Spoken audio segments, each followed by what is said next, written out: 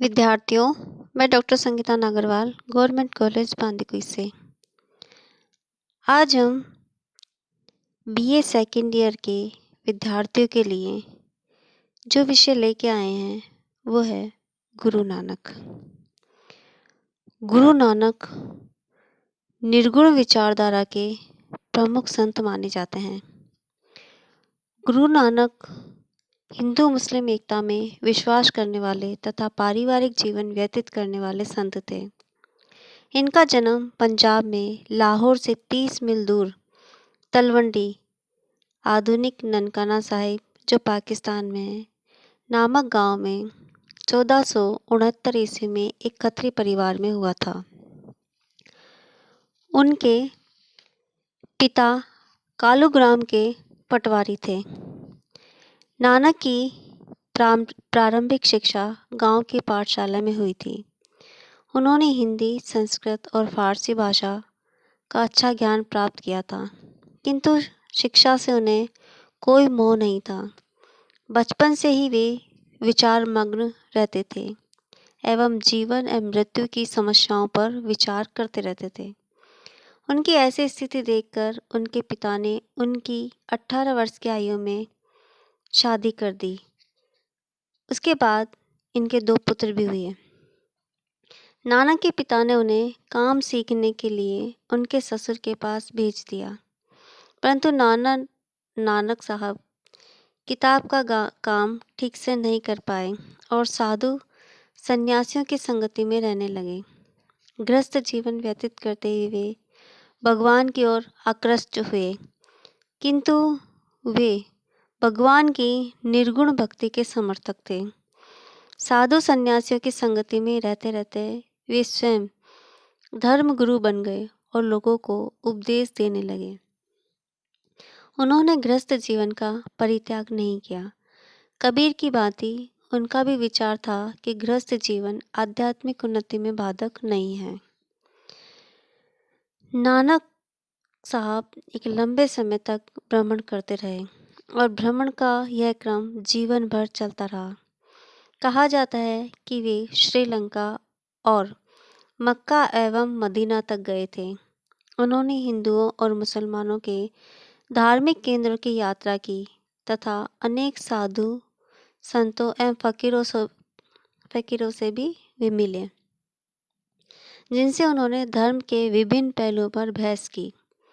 नानक अपने शिष्य मर्दाना के साथ घूम घूम कर अपने विचारों का भजन के रूप में प्रचार करने लगे। उन्होंने बहुत सी प्रेरक पदों की रचना की। उनके द्वारा रचित पदों और गीतों को एक ग्रंथ के रूप में संकलित कर लिया गया, जो बाद में आदि ग्रंथ के रूप में प्रकाशित हुआ। नानक साहब का रहन सहन तथा उपासना का ढंग सूफी संतों के समान था।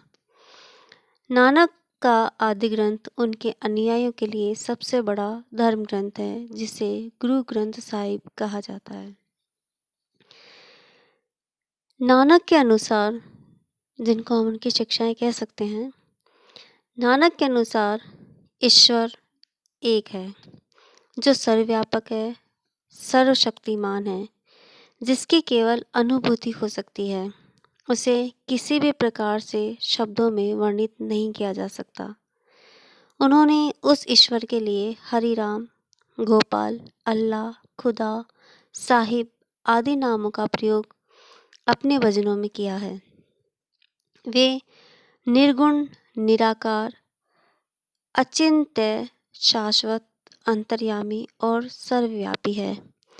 उनका कहना था कि ईश्वर के प्रति पूर्ण आत्मसमर्पण कर उसका नाम जपने से, नम्रतापूर्वक व्यवहार करने से और सभी प्रकार के छल कपट का त्याग कर मनुष्य मुक्ति प्राप्त कर सकता है। नानक का ईश्वर सर्वोच्च, स्वतंत्र तथा गतिहीन है।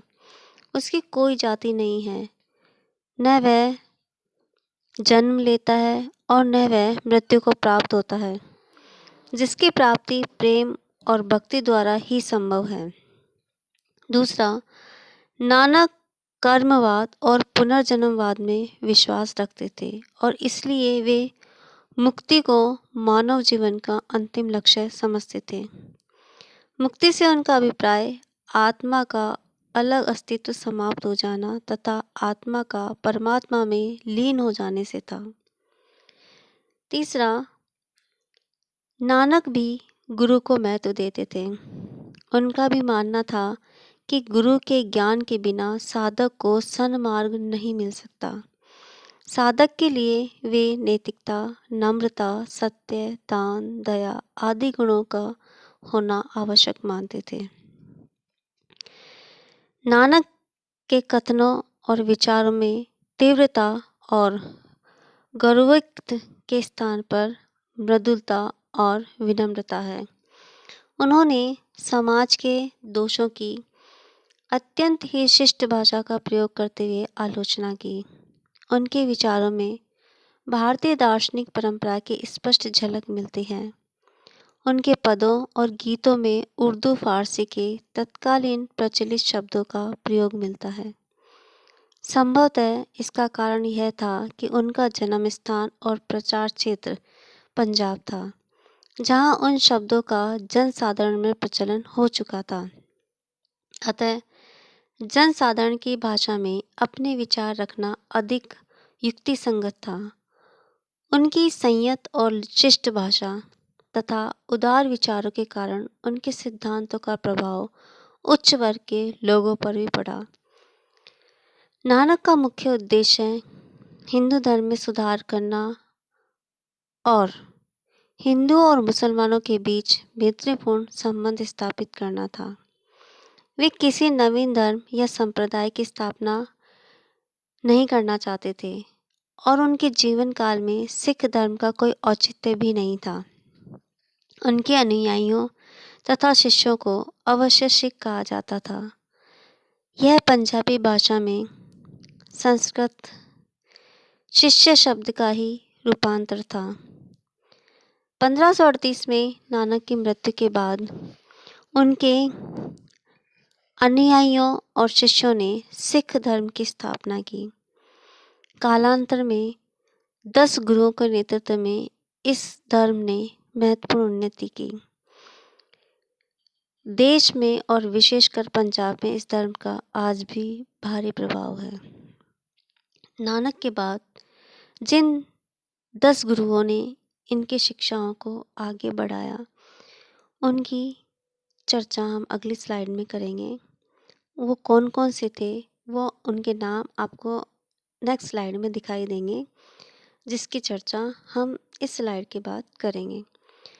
तो देखिए, नानक का मानना था कि धर्म के बाह्य आडंबर और उपचार निरर्थक हैं और इन्हीं बाह्य आडंबरों के कारण लोगों के बीच अंतर पैदा होता है और वे गुमराह होते हैं। हिंदू और मुसलमान दोनों ही इन बाह्य आडंबरों में फंसकर इधर उधर भटक रहे हैं। नानक का उपदेश था कि मनुष्य मात्र की भलाई करो, मनुष्य मात्र से प्रेम करो तथा प्रत्येक प्राणी से भातृभाव से स्नेह करो। उन्होंने हिंदू और मुसलमान दोनों ही धर्मों के बाह्य आडंबरों का खंडन किया। उन्होंने मुसलमानों से कहा कि दया को अपनी मस्जिद मानो, भलाई एवं निष्कपटता को अपनी नमाज की दरी मानो। जो कुछ भी उचित एवं न्याय संगत है वही तुम्हारी कुरान है।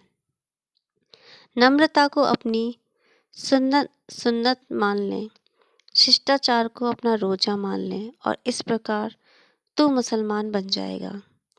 उन्होंने 5 नमाजों की व्याख्या करते हुए कहा, पहली नमाज सच्चाई है, दूसरी इंसाफ, तीसरी दया, चौथी नेक नियति है और 5वीं भगवान का स्तवन है।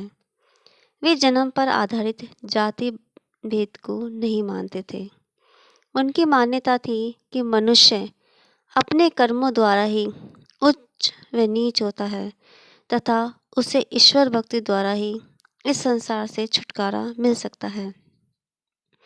नानक ने हिंदुओं से भी कहा कि मैंने चारों वेद पढ़े हैं, 68 तीर्थों पर स्नान किया है, वनों और जंगलों में निवास किया है और 7 ऊपरी व निचली दुनियाओं का ध्यान किया है और मैं इस नतीजे पर पहुंचा हूँ कि मनुष्य 4 कर्मों द्वारा मुक्ति प्राप्त कर सकता है: भगवान से भय, उचित कर्म, ईश्वर तथा उसकी दया में विश्वास और एक गुरु में विश्वास जो उचित मार्ग का प्रदर्शन कर सके।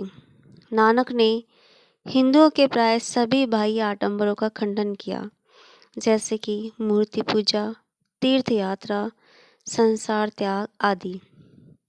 वे मध्यम मार्ग पर चलने का उपदेश देते थे तथा हृदय व मस्तिष्क की पवित्रता पर जोर देते थे। वस्तुतः नानक का लक्ष्य हिंदुओं और मुसलमानों को एक करना था। उन्होंने धार्मिक झगड़ों को धिक्कारते हुए कहा, बंदे एक खुदाए के हिंदू और मुसलमान, बंदे एक खुदाए के हिंदू और मुसलमान, दावा राम रसूल करें लड़दे बेईमान। नानक का उपदेश था, संसार में ईश्वर एक है, दूसरा कोई नहीं, और नानक सच कहता है। नानक के उपदेशों का अन्य संतों से अधिक प्रभाव पड़ा, क्योंकि जहाँ कबीर की कटुता ने लोगों को रुष्ट कर दिया था, वहाँ नानक ने लोगों के हृदय पर विजय प्राप्त की। नानक की सबसे बड़ी विशेषता यह थी कि वे दुर्गुणों से घृणा करते थे, दुर्गुणियों से नहीं। उन्होंने पतितों से प्रेम किया और उन्हें सन्मार्ग का पथिक बनाया। उन्होंने प्रेम, तर्क और मधुर वाणी से दूसरों के हृदय को जीता। उन्होंने नेक कमाई करने का उपदेश दिया और बांटकर खाने की आदत अपने शिष्यों में डाली। नानक की शिक्षाओं के विषय में कनिंघम ने लिखा है कि जगदीश्वर ही सब कुछ है, मानसिक पवित्रता ही सब कुछ है, मानसिक पवित्रता ही प्रथम धर्म है और श्रेष्ठ प्रार्थनीय और श्लाघनीय वस्तु है। नानक जी आत्मोत्सर्ग और आराधना सीखने का उपदेश देते हैं।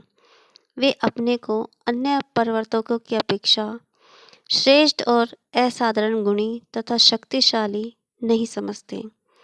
उनका कहना था कि दूसरों की भांति वे भी एक प्राणी हैं। अपने स्वदेशवासियों को पवित्र जीवन बिताने का वे सदा उपदेश देते थे। नानक कोई धर्म अथवा संप्रदाय के प्रवर्तक नहीं थे, बल्कि एक सुधारक थे। वे वेदों और कुरान को नहीं मानते थे। वे जाति पाति, ब्राह्मणों की प्रमुखता तथा मुल्लाओं की प्रधानता, तीर्थ यात्राओं और मूर्ति पूजा के घोर विरोधी थे। उनके द्वार मानव मात्र के लिए खुले थे और उन्होंने सभी जातियों के लोगों को, यहाँ तक कि अछूतों को भी अपना शिष्य बनाया था। वे सदैव पुण्य की प्रशंसा और पाप की निंदा, इन दो बातों पर बल देते थे। वे एक महान व्यक्ति थे। इस स्लाइड में आपको संक्षेप में गुरु नानक जी की शिक्षाएं दिखाई दे रही हैं।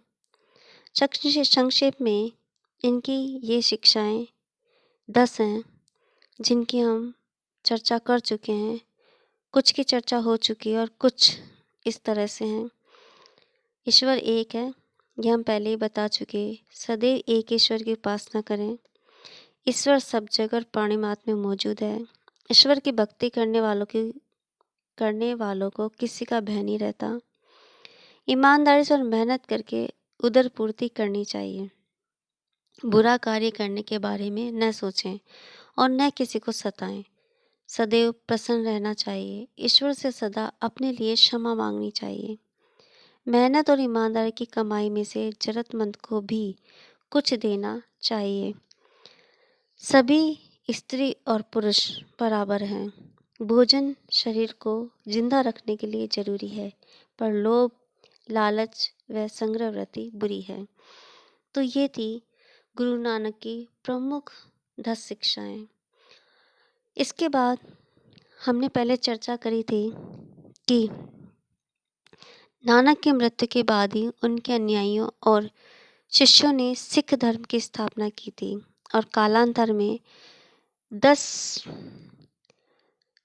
गुरुओं के नेतृत्व में इस धर्म ने महत्वपूर्ण उन्नति की। ये 10 गुरु कौन कौन से थे आप इस स्लाइड में देख सकते हैं और इनको आसानी से याद करने की ट्रिक भी यहाँ दी गई है। जैसे कि नानक अंगदान करके अमर हो गए और राम के पास चले गए, लेकिन अर्जुन ने गोविंद की राय ली और कितनी बहादुरी से खुद गोविंद बन गए।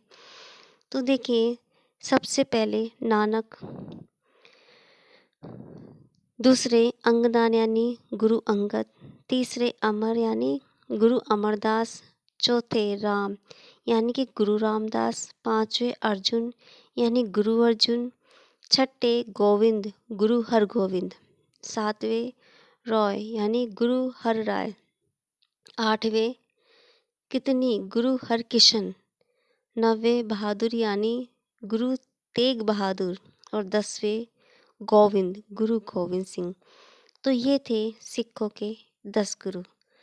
तो यहाँ पर हम इस विषय को समाप्त करते हैं। आगे हम लेके आएंगे दादू, भक्ति आंदोलन के प्रमुख संत दादू। तब तक के लिए नमस्कार, धन्यवाद।